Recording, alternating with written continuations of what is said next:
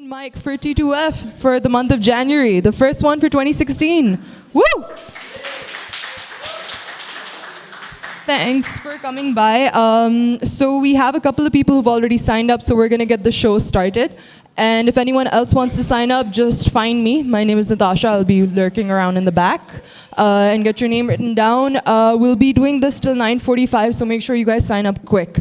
So to get things started, can Sikandar Ali Shah join us on stage? Can he? Yay, excellent. All right, a huge round of applause for Sikandar, guys.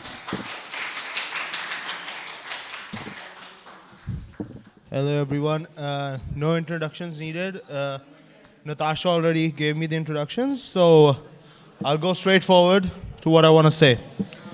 So I represent an organization, actually a company called Splatterhouse.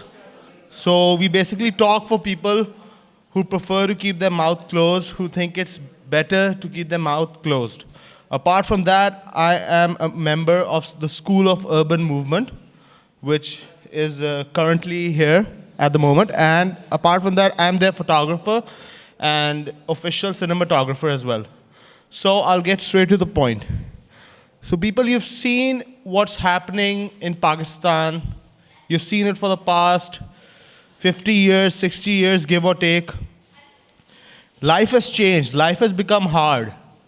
When you look at life now, you might have noticed something's missing. Or you might not have. I'll tell you what's missing. The thing that's missing is confidence. The confidence to speak up. We, all of us, sitting right here today, will have children or grandchildren. And when that time comes, what will they say? What will they speak of? That we just sat here and didn't do anything. We just sat here and listened to some speech given by a 22-year-old, and we just sat here. So, what I really want to say is that the upcoming generations and the current generations right now have a very big flaw in them, which is lack of confidence.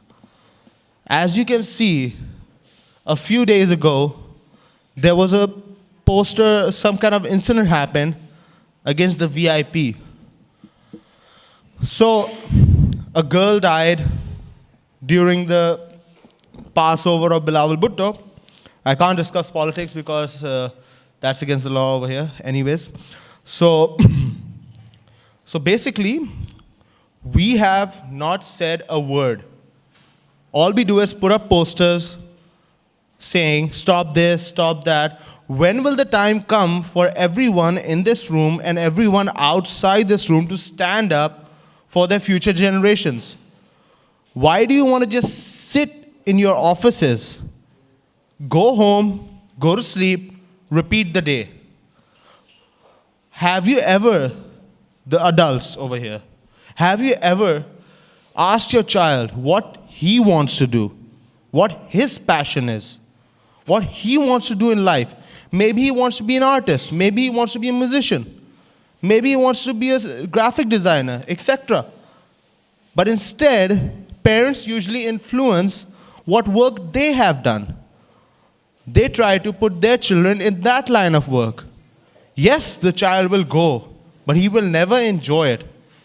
In short, you are breaking their confidence. I'm not blaming you all, saying that you're bad parents or anything else. I'm just saying what you're doing is wrong. The future generation should have the right to choose for themselves. That is called freedom of choice, freedom of speech, which unfortunately, I'm sorry to say, is not in this country. The future generation is you. I'm going to tell you something that my granddad told me once. Money and parents do not last. The first generation earns it, the second generation spends it, and the third generation doesn't get it. And that's the truth, the honest truth. And once, occasionally, I asked him another question. Why did God create us? He replied with a simple answer, to worship. But before I could get up and go, he said, and then he gave me an example of an animal. An animal protects its young no matter what the cost. An animal will fight for its herd, its pride, its pack. Mankind, unfortunately, is the only mechanism on earth bent on killing each other. So I say this to you, my fellow people. I don't care what religion you're from. I don't care what caste, creed, sect, whatever you're from. As long as you're a good person, you have a good character, you're honest to yourself and to your family, you are my friend. Every single one of you. You all deserve a second chance in life. So give it to your future generations, please. Thank you. Just to keep you guys updated, if you guys are Instagramming or Snapchatting or whatever else people do on the interwebs, just hashtag T2F Open Mic Night so we can also check out how you feel about the experience. If you have any thoughts about the event, let us know. There's still some spaces left for signups, so if you have people coming, let me know. Next up, we have a really awesome performance. I'm gonna ask you to direct your attention to that end of the room because you're just about to hear some very intense grooves. Give a huge round of applause for Shayan Qadri. For the weekend. A huge round of applause again for Shayan. That was amazing. All right. So next up, we have a little session of storytelling. Can we get Ali Hassan on stage, please? Guys, welcome him in warmly with Talia and shit.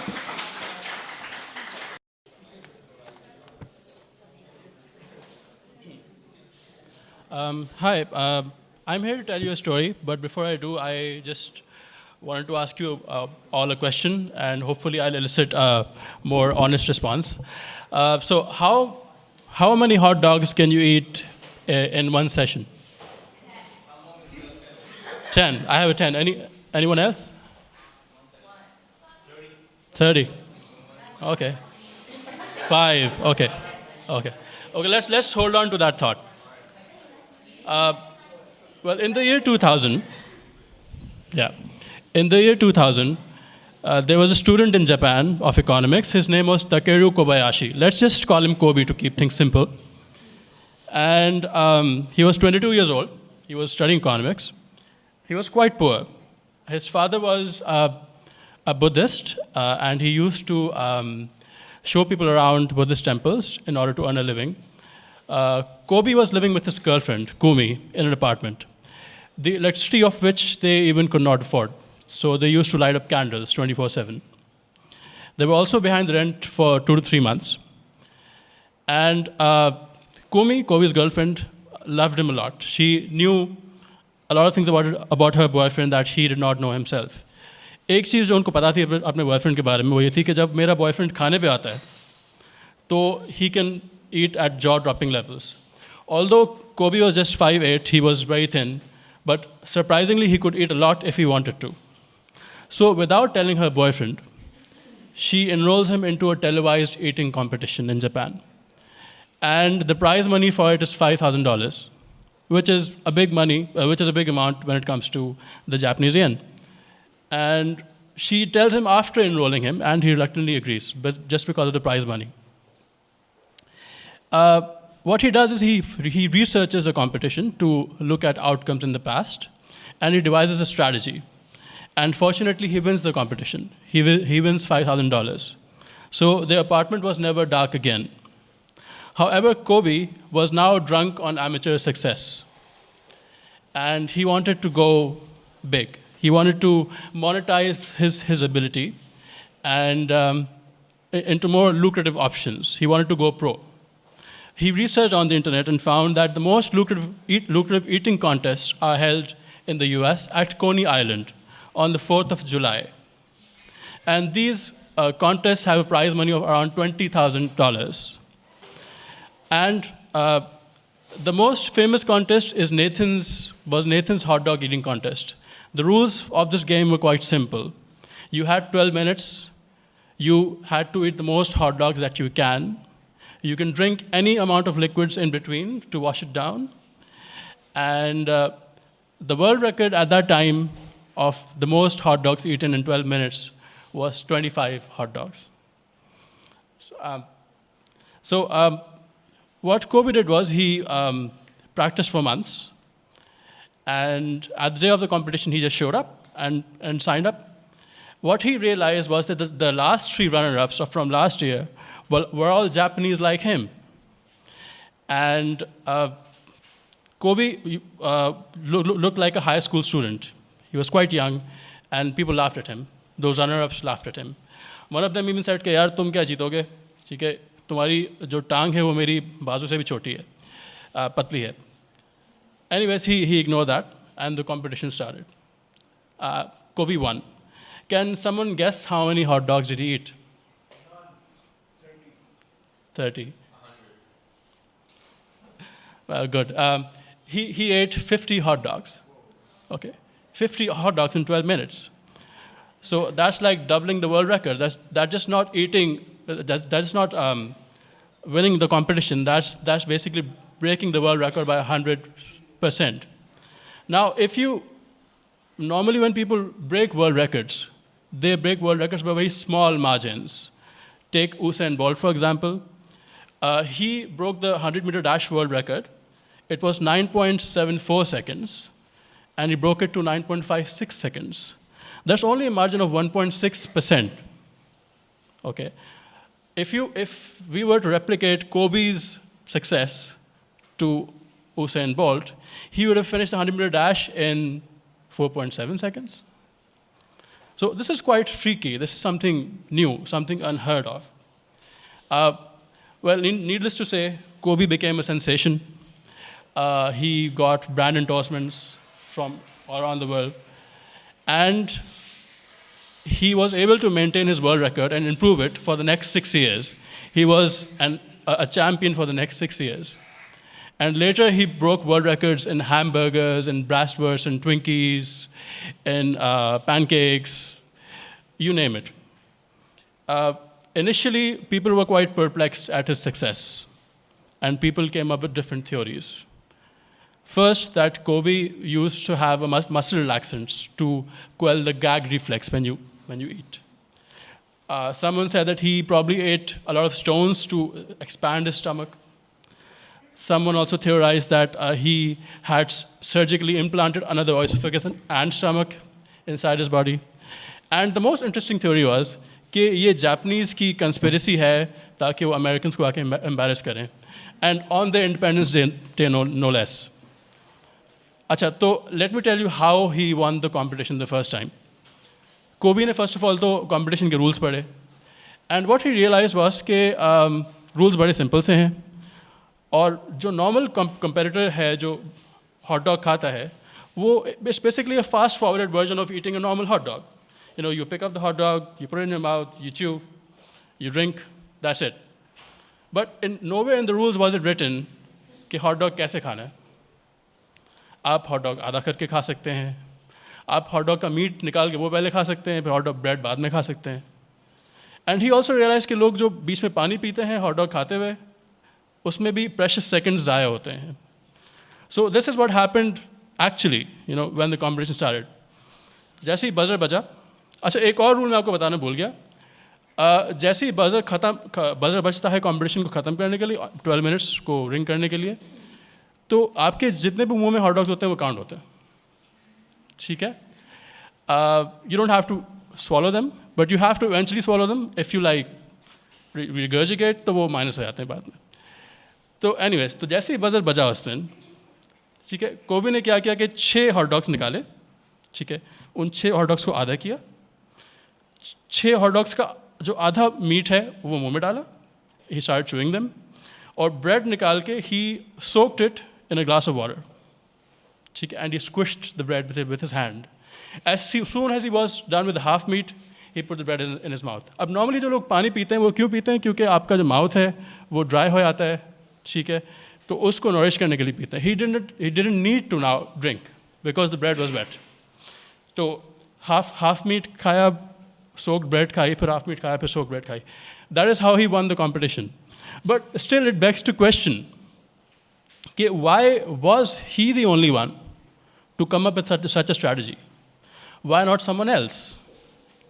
And that only comes to one basis, one point, that Kobe asked a question differently. A normal competitor was asking, "Okay, how can I eat as many hot dogs as I can in 12 minutes? Kobe didn't ask that question. He asked that how can I make eating hot dogs easier? When you ask a different question in front of a problem, you come up with a very different solution. And that is the very basic property of freaks. The good news is that you can be a freak too. All you have to do is read this book. It's called Think Like a Freak. It's a bestseller. And it has many stories of freaks who have changed the world. 2 copies are available at T2F. The rest are at Liberty Books. So hopefully you'll read and you'll also change the world. Thank you.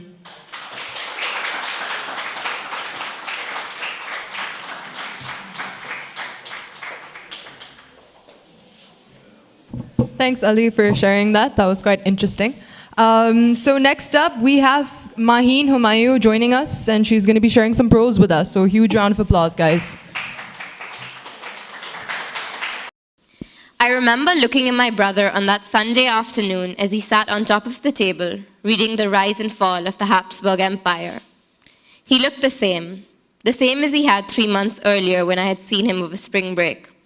The same jet black hair that never seemed to grow, the same plaid shorts he always wore, and the same John Lennon-shaped glasses he got when he began reading too much. I asked him what his book was about.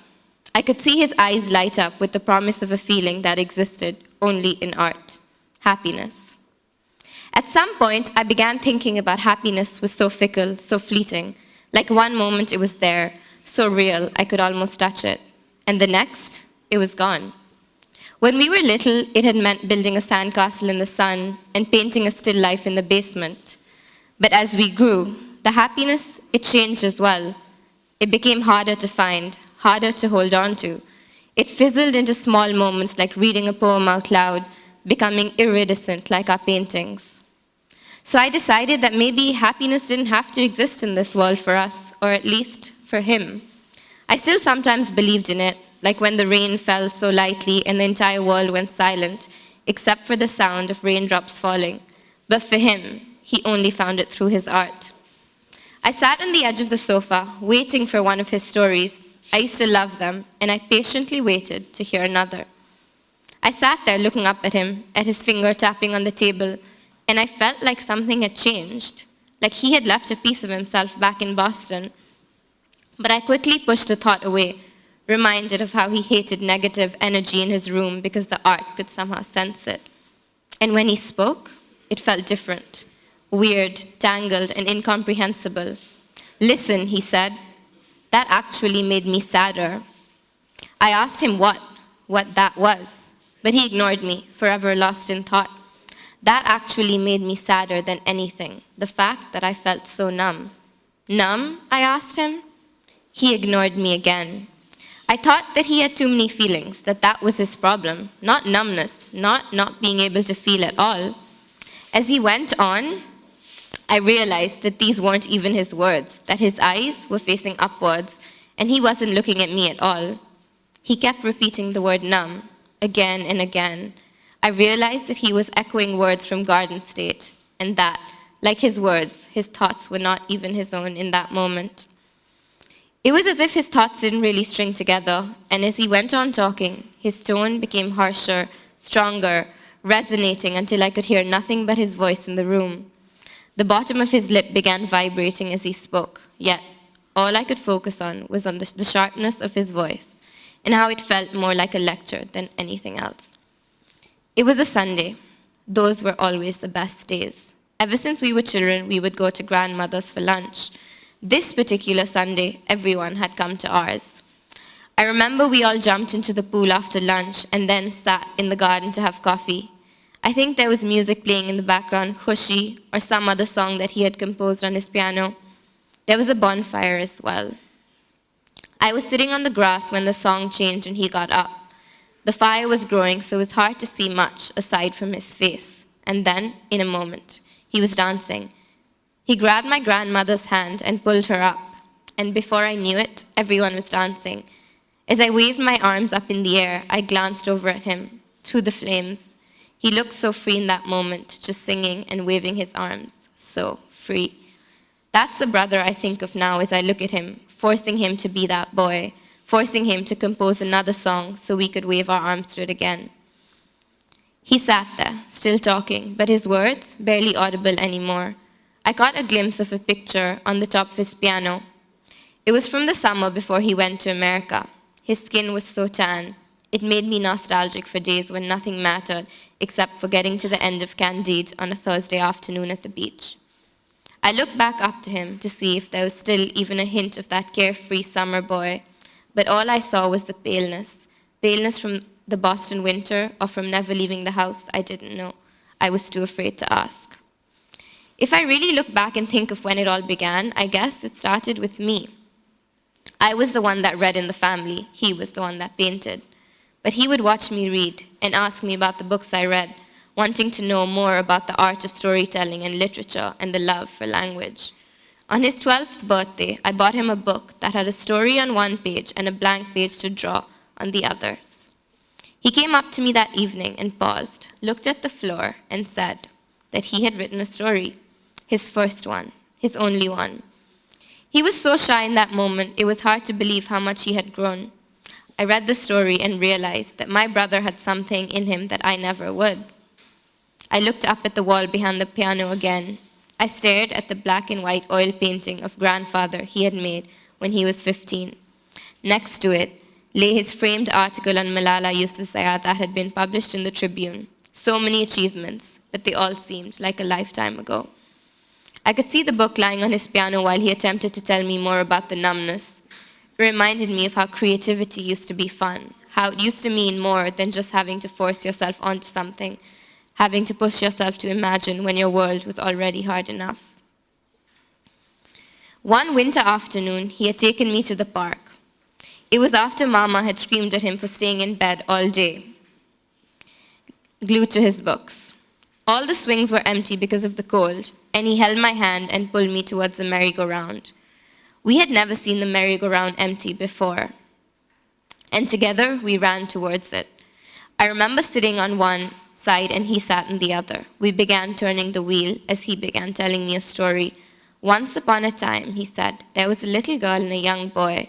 The wheel began moving faster, faster and faster until the entire merry-go-round was spinning.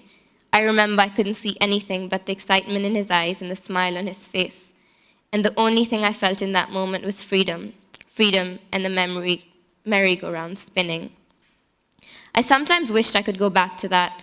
I watched him with words half formed, thoughts still forming, and I wished with all my heart that we could be that little girl and young boy again, free on the merry-go-round. I remember picturing the lives of the Habsburgs as they jumped out of the pages and into his mind as he picked up a black pen and put a white piece of paper on the table. But the white paper remained white, and the cap on his pen remained in place. The piano on his left lay adrift of musicality, and the sheet of music on the piano was blurred with broken notes of C minors and A's. I watched as he got up and moved to the piano, leaving one form of art unfinished with the hope of fulfilling another. I watched as he pushed himself to play just one bar, write one word, read a single sentence. But his mind seemed blocked by something I could not see and something I could not understand as he sat there frozen in space and time, his eyes devoid of the light that had been there just moments ago. His finger went from twitching to moving side to side, almost as if his mind was trying to transit a broken form of music. I got up from the sofa to go to the kitchen, looking to see him engaged in another book, but that wasn't what I found. I entered the room, and instead of finding him in front of the piano like I had left him, he was in a corner. And I stood there watching, wondering if that was actually happening or whether my mind had meshed in completely. He was rocking back and forth. He seemed so small in that corner as I looked down at him. The one thing I recall most is how he was echoing words of history, music, and art. I remember cleaning the music of all things creative so that just for a second he would breathe, but he didn't. I remember finally moving closer and hugging him tightly. And then I remember as I watched his eyes roll back in his head like the merry-go-round we used to ride, round and round and round again. Just a reminder, the musical performances are either 3 songs or 15 minutes, whichever happens first. Other performances are 10 minutes each. If you look over there, I have 2 very nice signs that I just made. One which will let you know when you have 2 minutes left, and one when there's time's up. All right, and once again, just wanted to let you know that this event is a collaboration between T2F and Lassen TV. I don't know if you guys have heard of Lassen, but it's headed by Nadir Shahzad, who's also our sound guy for today. And he, basically, the idea of collaborating with T2F, which they've been kind enough to let us do, is to ensure that we have a roster of performers, regardless of whether you're a musician, whether you are interested in storytelling or whatever it is. The idea is to have a list of all the talent in the city, at least, so that whenever there's something that is viable for you guys, we can get in touch with you and give you the opportunities and the training you guys need. So look T2F up on Facebook, like them, look T-Lassen up on Facebook and like them, and just hashtag your lives away, guys. All right, next up we have our musical performance by Amna Askari. Give us just a couple of minutes to set up. I think everyone would recognize them, so feel free to, join in. And then I'll play some original music. You on it? You wanna? Okay, cool.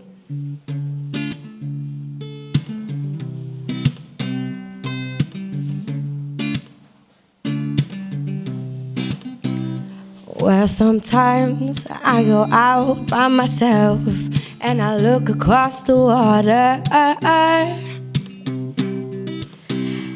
and I think of all the things that you're doing. In my head I paint a picture. Well, since I've come on home and my body's been a mess, and I miss your ginger hair and the way you like to dress. Won't you come on over? Stop making a fool out of me. Why don't you come on over, Valerie? Valerie, I am awesome. I am awesome. I am awesome. Oh, I am awesome. I am awesome. Rangile सुहाने जिया नहीं माने तू छुट्टी लेके आजा बालमा oh, oh, oh. Sunday morning rain is falling.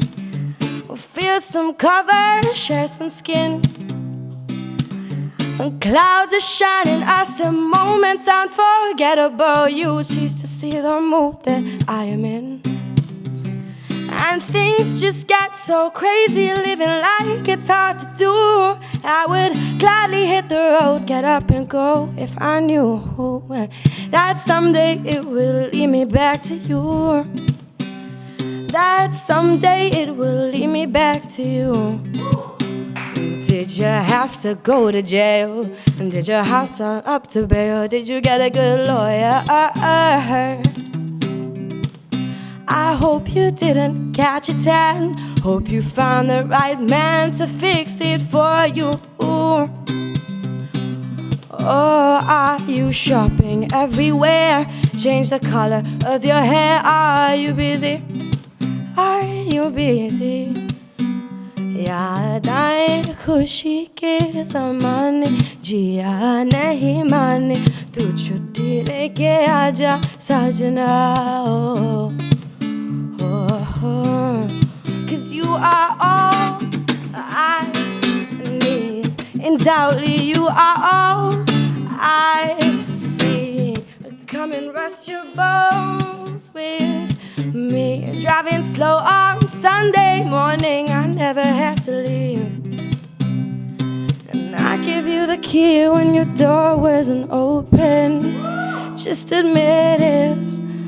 And I give you the gun on my back, what you're saying, to keep you warm. I showed you the game everybody else was playing, that's for sure. And I was on my knees while nobody else was praying. Oh Lord, जब शाम शाम ढले मेरे दिल में तेरी याद जले, मेरे दिल में तेरी याद जले. 'Cause where are you now that I need you? And now that I need you, can I find you anywhere? Oh, when you broke down, I didn't leave you. Now it's by your side. Where are you now that I need you? तू छुट्टी लेके आजा, लेके आजा. You now that I need you.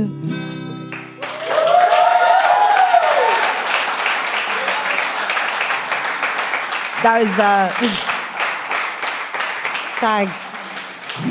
I'm now gonna play an original song. I haven't written the second verse, so as opposed to like coming up with lyrics on the spot, I'm just gonna play half the song. I hope you like it. It's called Oh My God. How much time do I have left? Wait, sorry.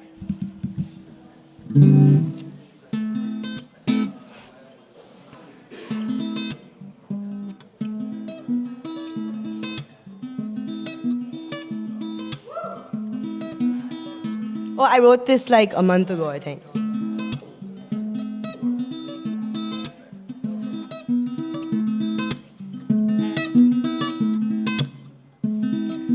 Hey, hey, I'm just a little afraid. You're constantly on my brain. It's driving me insane. Look, it's you, you're fading away. Can't keep up the charade. Invisible is fake.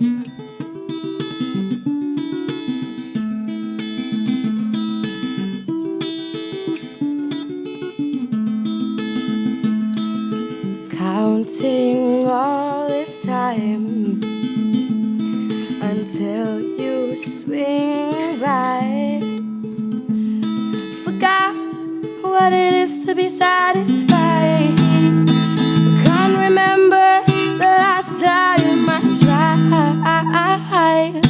Wait, you're talking, oh my God. You're stopping, but I've got to get to where you are. But I'm stuck at, oh my God.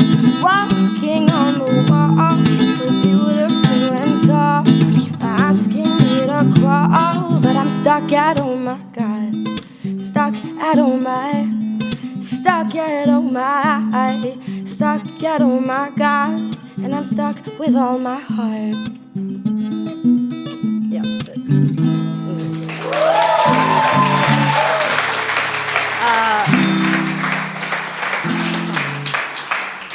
One more song.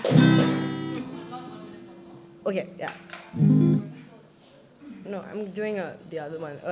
Can I have time to tune my guitar? It'll take a second. I'm just doing a song that I wrote like yesterday, so it might be a bit rough. I don't have my own SoundCloud account, but I do a joint one with one of my friends. It's on my it's called Adamante, and we make like electronic music-ish. But I'm gonna post my own stuff soon. One sec.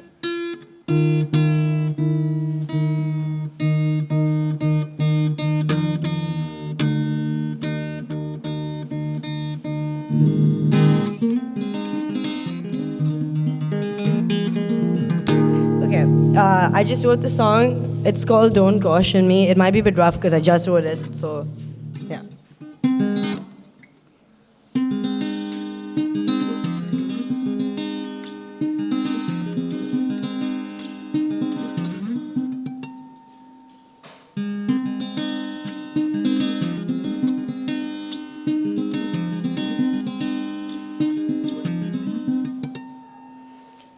Hope is an old friend to me. He moved past all the lines I see. He warned me to think carefully. He loved me, but he cautioned me, cautioned me.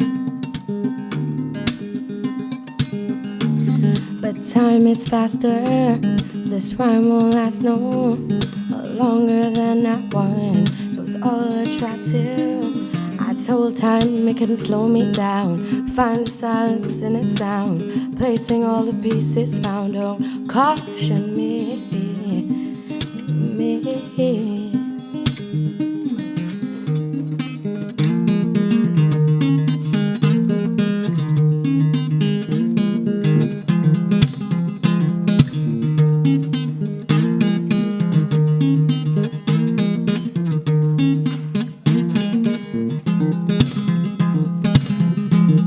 Stand still, but I am still moving in my mind. Keep simmering till I somehow realize I know this is not the best kind of tide. Keep swimming till I'm somehow satisfied. Don't caution me, caution me, caution me, till I'm somehow satisfied.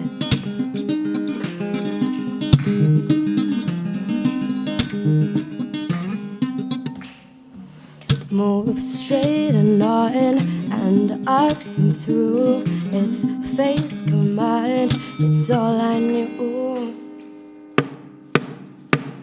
But take me to the moving wall. I stay here till the last call. If you leave, it's a withdrawal. Don't caution me, oh don't caution me.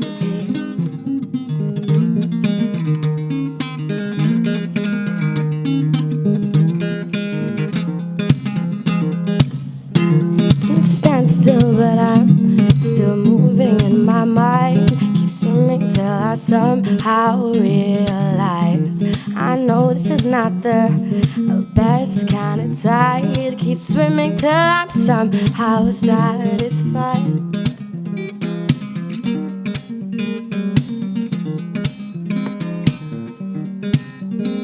Don't caution me, don't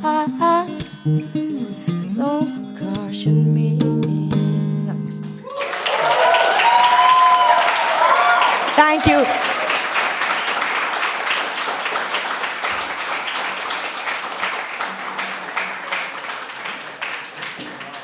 So I only have one song today because I was busy. Okay.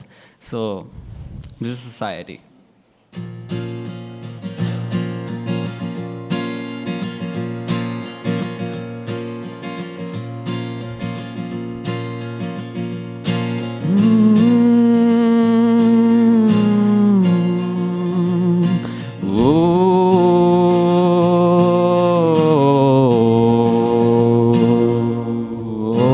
It's a mystery to me.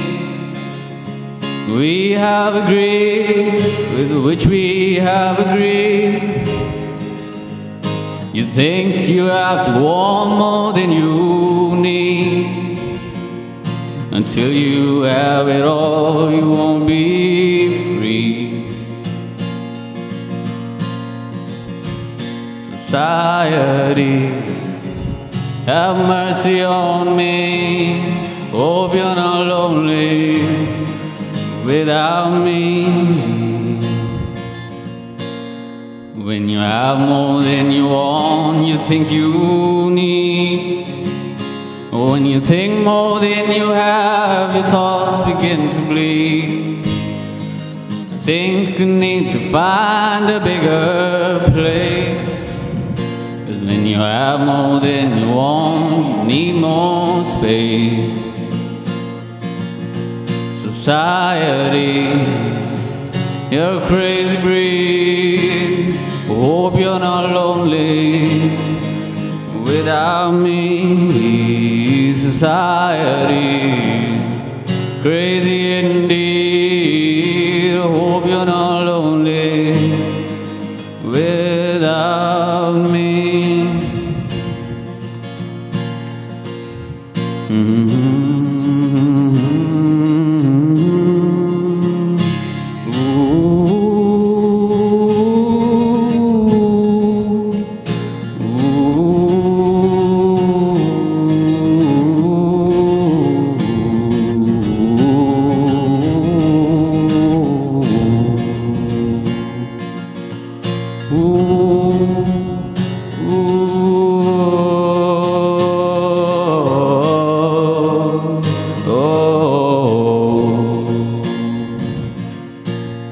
There's those thinking more or less is more.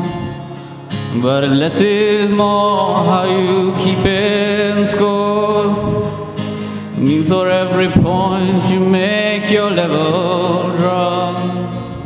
Kinda like you're starting from the top. You can't do that. Society, you're a crazy breed. Hope you're not lonely without me. Society, crazy indeed. Hope you're not lonely without me. Society, have mercy on me. Hope you're not angry if I disagree. Society, you're a crazy breed. Hope you're not lonely without me.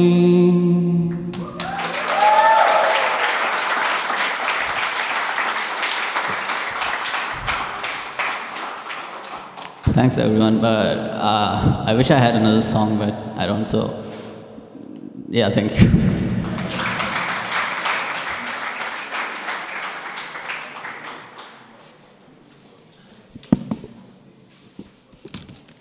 Thank you for that, for him.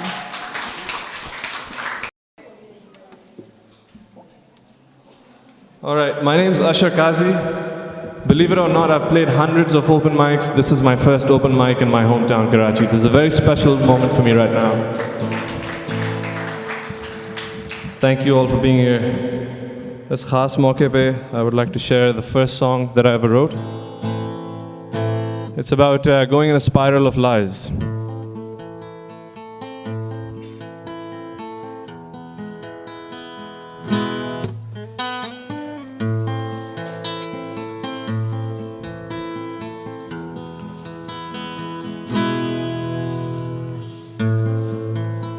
The story of our lives, the father's reaching cries, seeking freedom through our lives.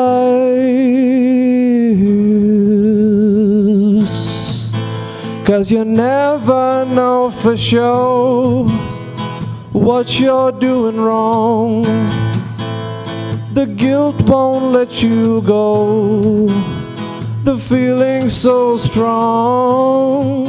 Emancipation through your lives. It's never ending. Stuck in a spiral. Must stop pretending, 'cause I'm stuck in a spiral.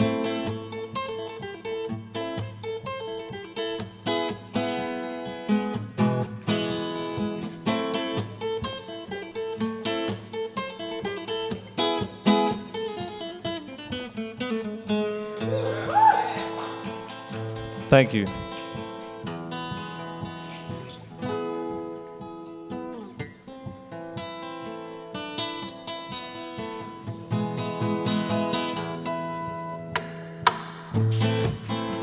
Laughingly deceive, I'm a professional. Instantly relieved, unbelievable. Dishonesty and lies, full of lies. It's never ending. Stuck in a style. Must stop pretending, 'cause I'm stuck in a spiral. Ooh, ooh,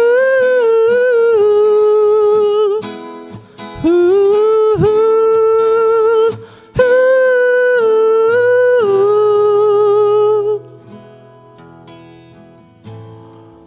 Now I'm trying to make a change, but honesty is strange.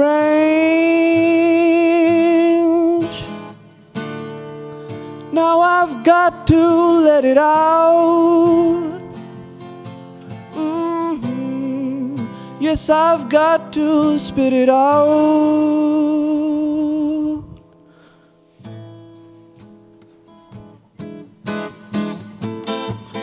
It's getting better, coming out of a spiral. It's getting better, yeah, I'm coming out of a spiral. Ooh, ooh, ooh, ooh.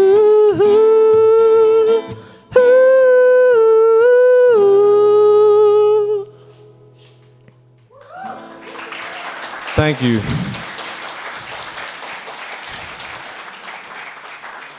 That song I wrote about 11, 12 years ago, and I haven't played it in a long time, so excuse me. Now I play with a band called Mausiki. That's a band in Canada, in Vancouver. और अब अगला गाना मैं आपको सुनाऊंगा मौसीकी का एक गाना है. This is a fail. I was trying to get the sticker out, but it's stupid. सही है. This one's called क्या बजाएं? Beach wala? Acha. We'll play a shorter version of that.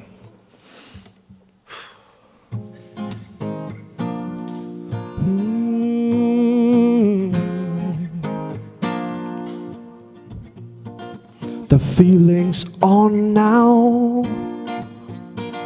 I feel it so strong now.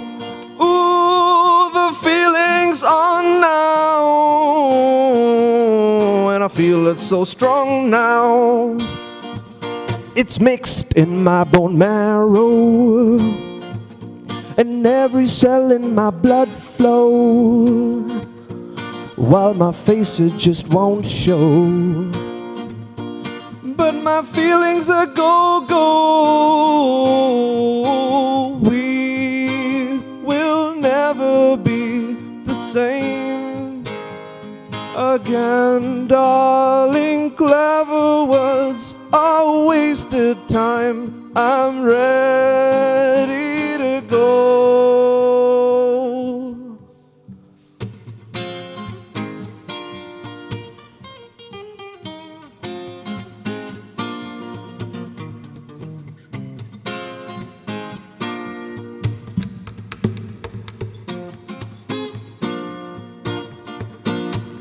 It's at its height now. It's fight or flight now. The feeling's on now, and it's impulsive somehow. We will never be the same again, darling. Clever words are wasted time. I'm ready to go. I'm ready to go. I'm ready to go. Yeah.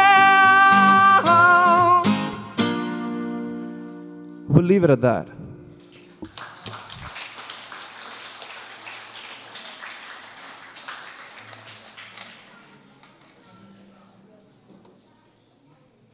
All right. You'll find that song, we're going to play it with a complete band outfit January 30th. It's going to happen at the Karachi Arts Council. We're getting together with some other musicians in Karachi, so if you guys are free, and if you're not free, make plans to come out on January 30th, Saturday. Next song, With Love, from Canada. Neil Young. You guys know the song, sing along. Tali, foot tapping, join me if you can. All right?